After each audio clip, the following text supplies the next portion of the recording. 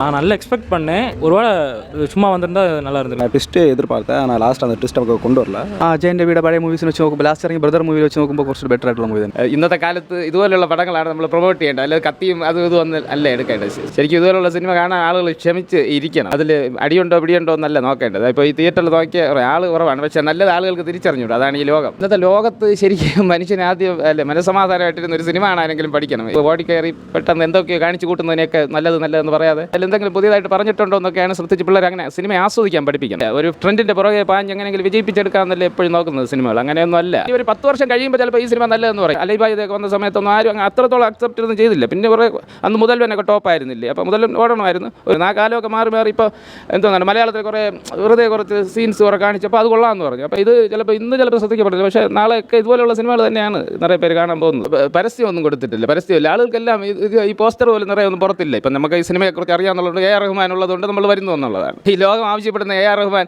നമുക്ക് മാത്രം ആവശ്യമില്ലാതെ വരികയാണ്. അത്രയ്ക്ക് വാല്യൂ ഉള്ള സംഭവങ്ങളൊന്നും ആളുകൾക്ക് അറിയില്ല. ശരിക്കും ജനങ്ങൾക്ക് എന്താണ് നല്ലതെന്ന് അറിയില്ല.